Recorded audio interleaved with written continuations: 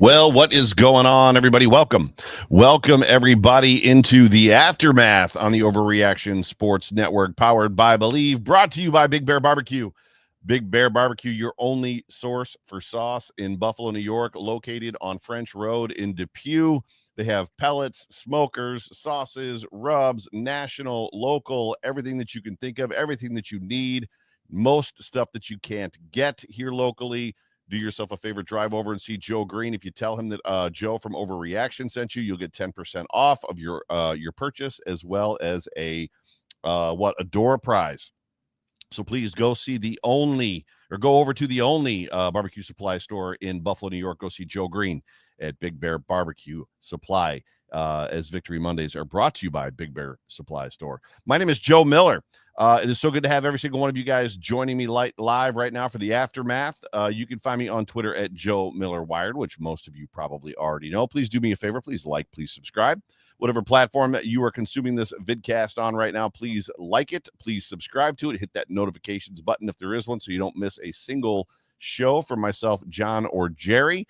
And if you are listening to this in post as a podcast, as thousands of you do, please hit the like and subscribe button there as well. And don't be afraid to leave a review. Leave a comment, leave a review. Let people know that you love this show. And please tell a friend. You can get all of our content on overreactionbuffalo.com as well. Also there, we have all the Buffalo Bills pressers that get posted, and a tab called Bills on the Wire that aggregates all of the national media articles that mention the Buffalo Bills. And then we've got social media stuff. You can find us on all social media outlets. Just search Overreaction Buff.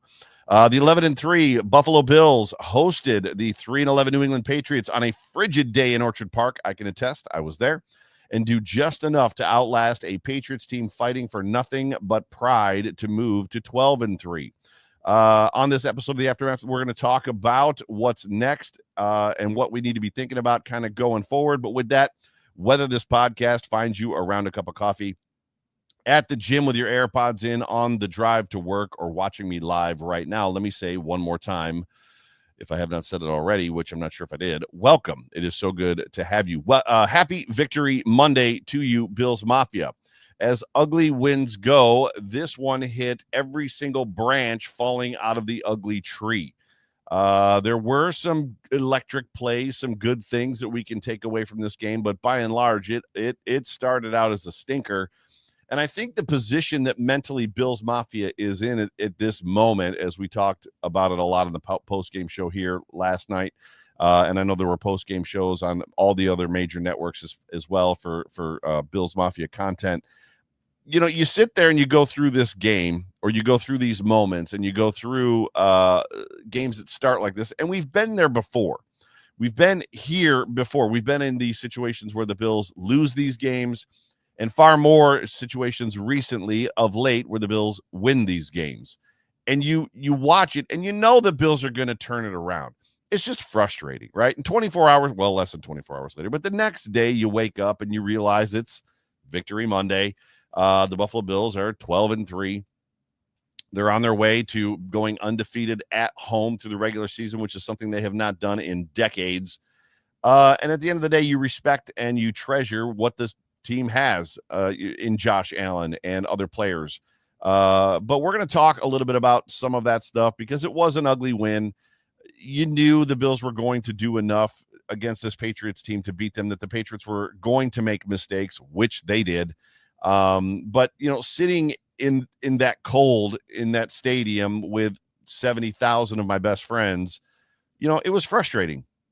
You know, and at times it made me, it was around halfway through the second quarter. I'm like, why am I sitting here? These tickets weren't that expensive. I should be home. Like, what am I doing? But nonetheless, the Bills made it worth being there for. And, you know, we got to make some memories, and there was a lot of people that came, and I think I saw some signs that, you know, this is my first game, from some young folk and some older folk as well. There's some crazy people out there, and they were shirtless. I don't know what they were thinking. My nose was about frozen. We were bundled up. Key investment. If you go to cold weather games or cold weather things, buy a heated vest. They make all the difference in the world. Heated socks did not work for me. Heated vest, amazing. Before we get into this game and kind of break down just some of the things that I think about it and kind of how I'm feeling, let's look at the standings real quick, just because I know that there's not confusion, but there's questions, right? And obviously the biggest thing is, the Chiefs. The Chiefs play on Christmas. They play the Pittsburgh Steelers on Christmas Day with just 4 days rest for both teams, except the Chiefs have to travel to Pittsburgh. If the Chiefs win, they lock up the number 1 seed. There's nothing the Buffalo Bills can do. And at this point, the Bills are guaranteed at least the number 3 seed. And again, I'll kind of walk you through some of that stuff here in a second, just kind of briefly. If the Chiefs lose this football game, they still need to lose in the final week against the Broncos. And this is where it's like, wait, you're starting to confuse me.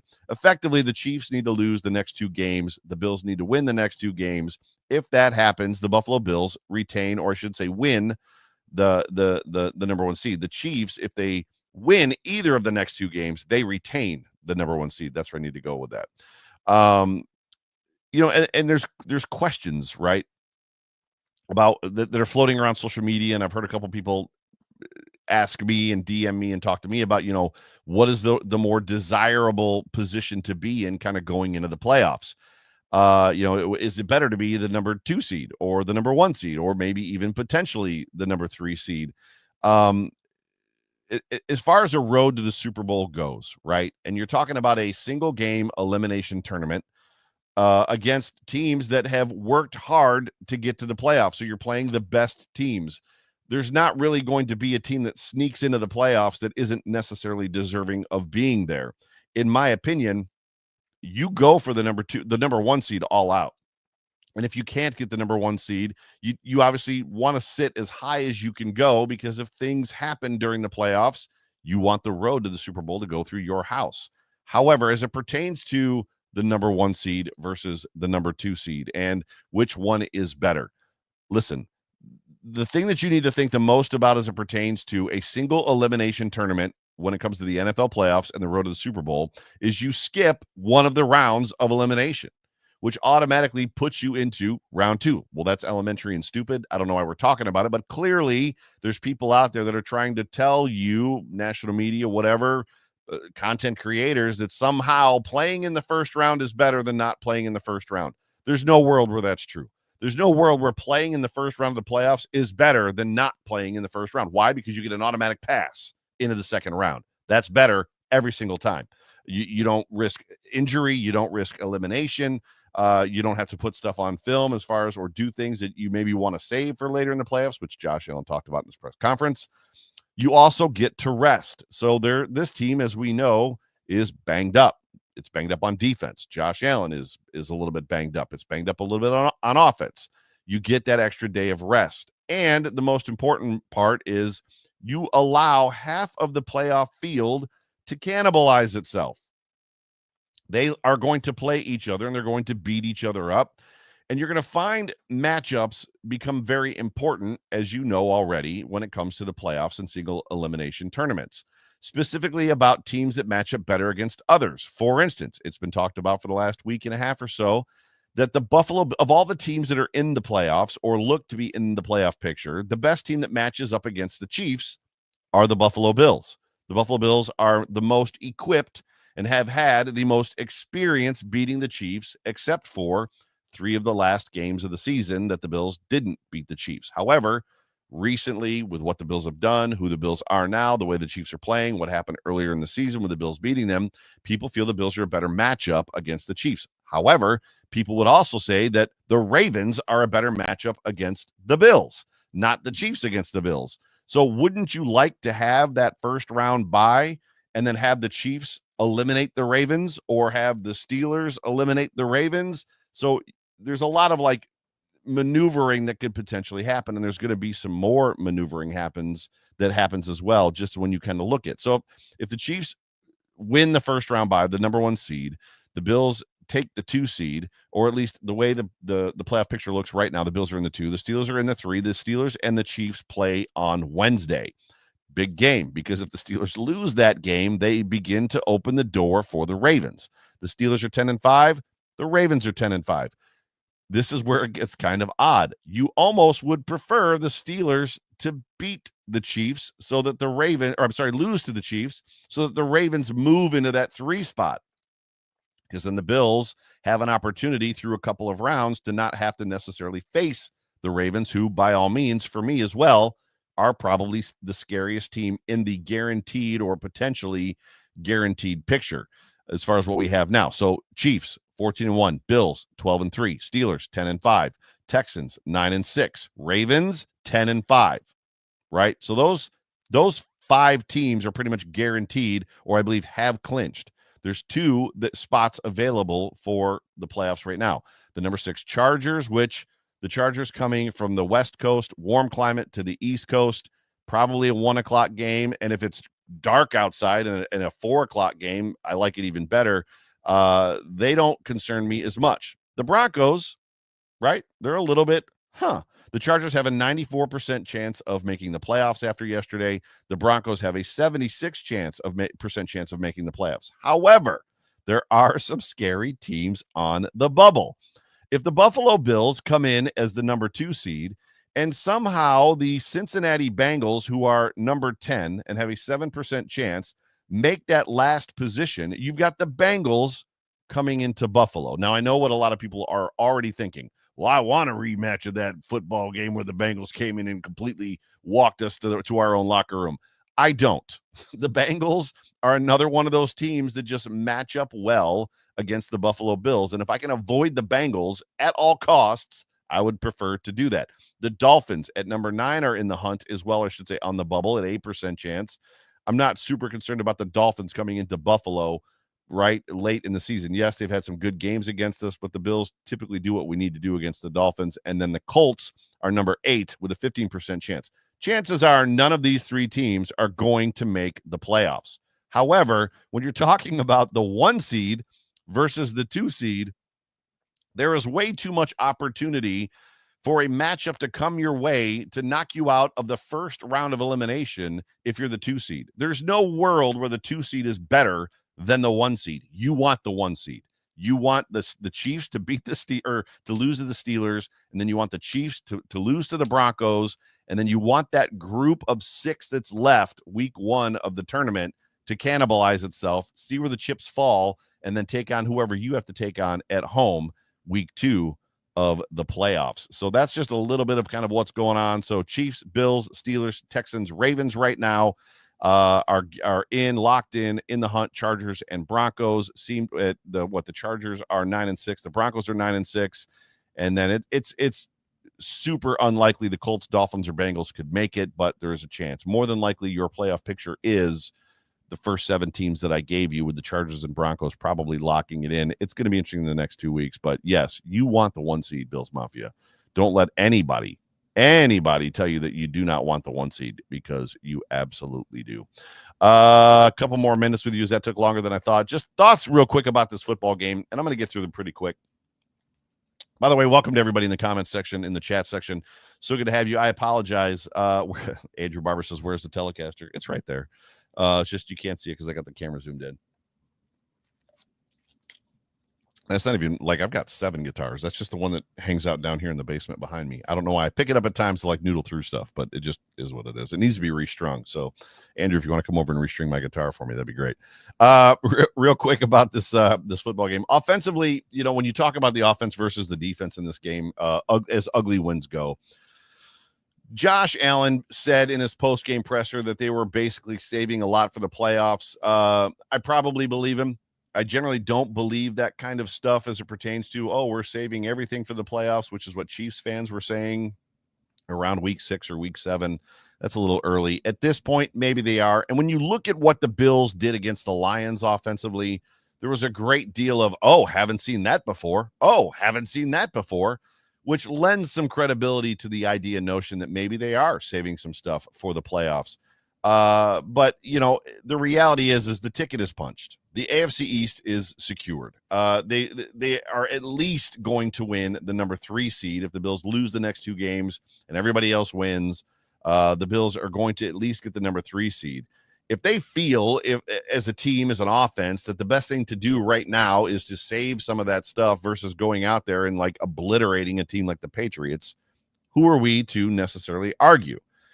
In the end, though, there are basic plays that this offense had trouble executing yesterday.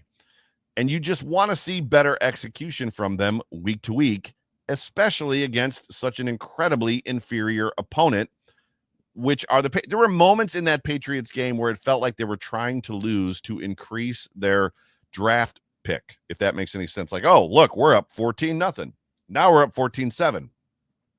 14-14, and for some reason we're going to punt when we probably shouldn't. And everybody like behind me in the stands is screaming, oh, obviously playing for that draft pick. Why the Hades would you punt here? And I'm sitting there thinking the same thing. What in the world are you doing? Why would you punt here of all places?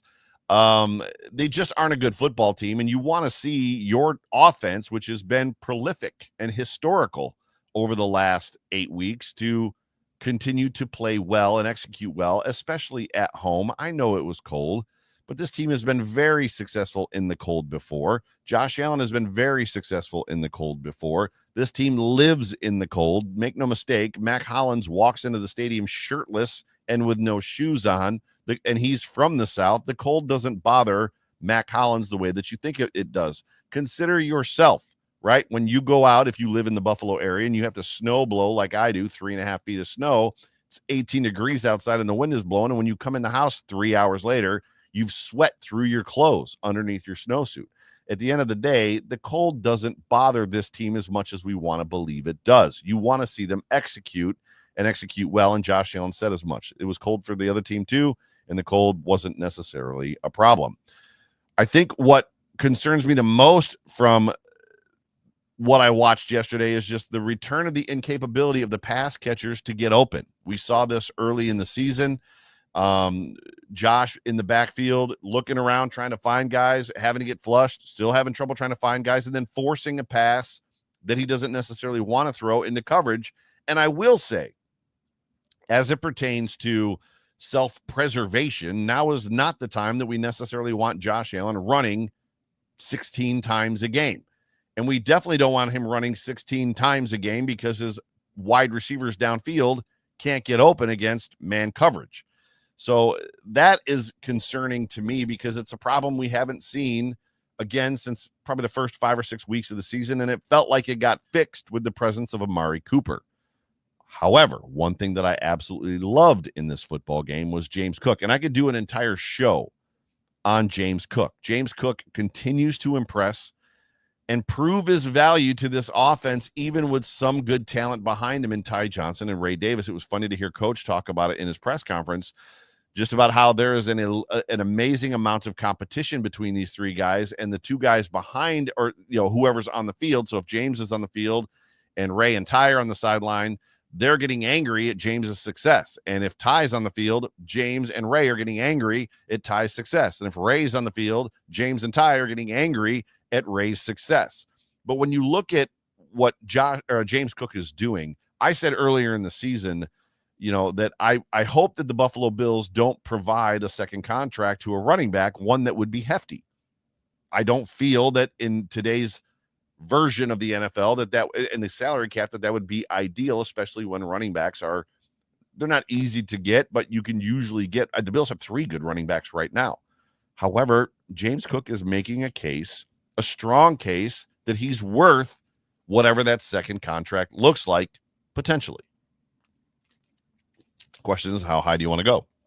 Right? So when you look at his season stats, he's played 14 games. He's got 182 carries for 928 yards. James Cook is most likely going to have his second 1,000-yard season. For a guy that the Buffalo Bills drafted, and we were told by everybody that he is not an every down back, that he is not a guy that's going to get you 1,000 yards a season consecutively or often. He's not a bell cow type of a guy. James Cook is proving that he is.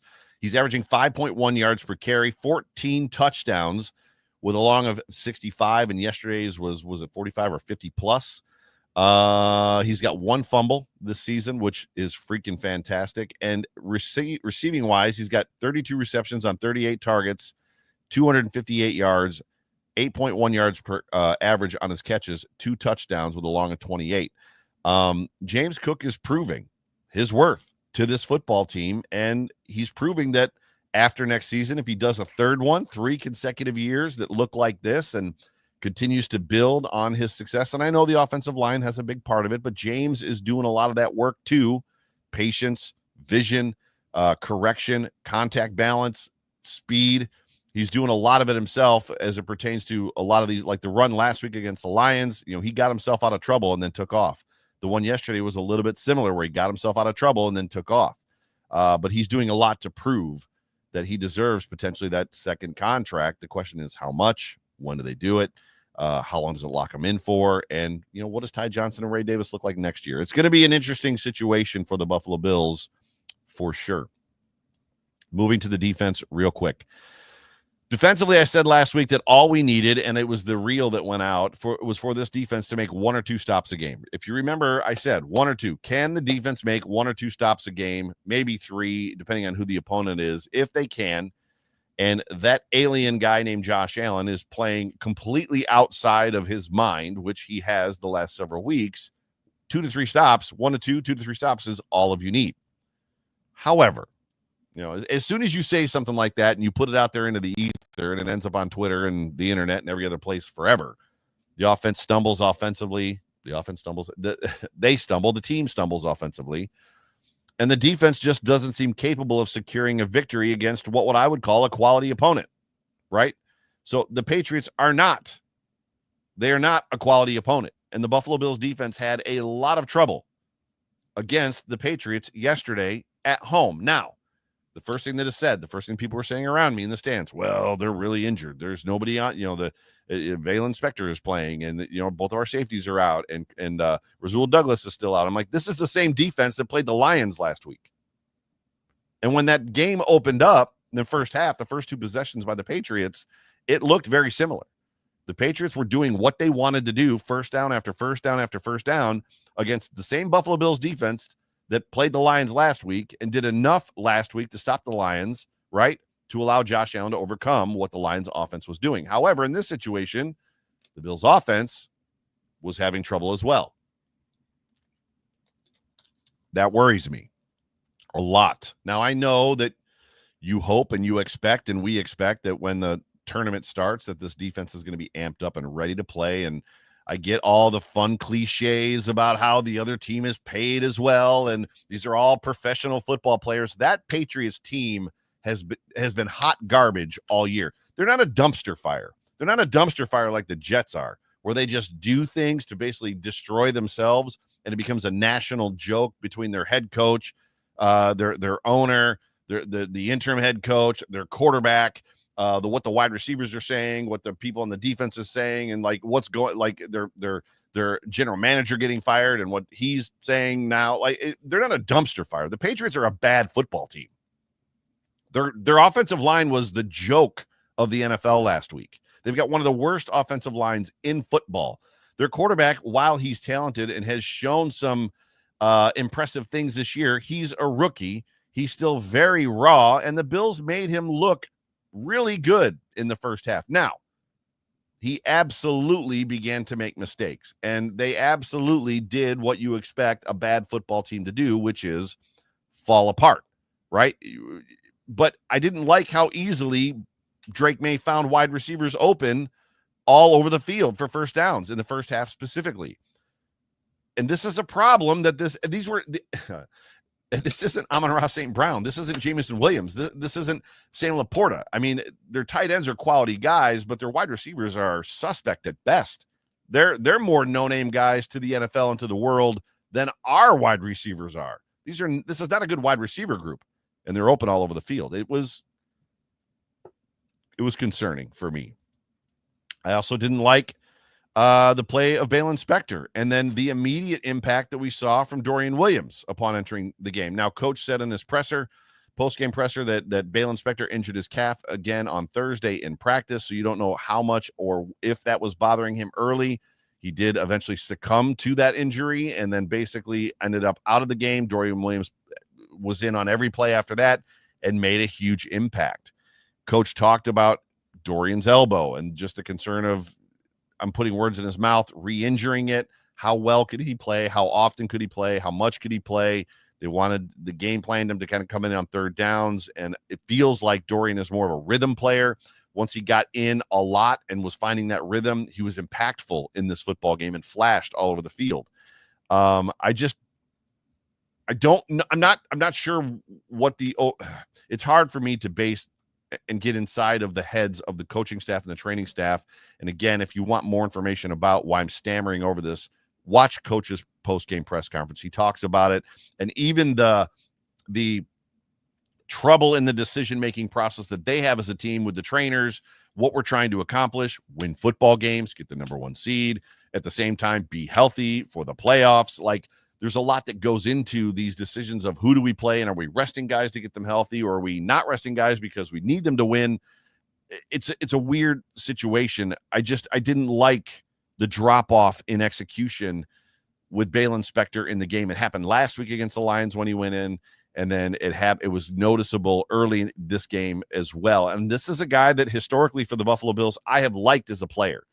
So I want to say that maybe he was struggling more with the injury than he was letting on, or he was telling the coaching staff, and it showed itself on the football field. But thank God for Dorian Williams, and thank God Dorian Williams made it out of that game healthy. At the end of the day, I don't like all the injuries that we have on defense. It's not great. It kind of sucks.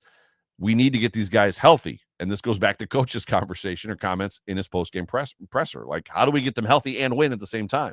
Because they want to go into the postseason at 100%, right? Unfortunately, it just feels like it means continuing to sit guys until the playoffs begin. And you hope, right? A lot is going to happen Wednesday. If the Chiefs lose that football game, the pressure then is pushed back. We talked about pressure the last couple of weeks. Where's the pressure? If the Bills win, the pressure's on the Chiefs. The Bills win, the pressure's on the Chiefs. The Bills continue to win, the pressure's on the Chiefs. Because the Chiefs, I guarantee you, are worried about the Chiefs. They're worried about the way they're winning. It's not sustainable. It's been sustainable this year, but this is very much looking like a one-and-done type of a Chiefs team in the playoffs, that somebody could bounce them pretty easily. They do not play well. They play to the level of every opponent they have. If it's a good team, they play just good enough to beat it. If it's a bad team, they play just good enough to beat it. It's not sustainable. And I promise you there is concern in their camp. However, this is a situation where if the Chiefs win on Wednesday, the pressure is completely back on the Buffalo Bills. Or I should say lose. If the Chiefs lose on Wednesday, the pressure is completely back on the Buffalo Bills to win that game against the Jets. Decisions are going to have to be made about guys that are injured.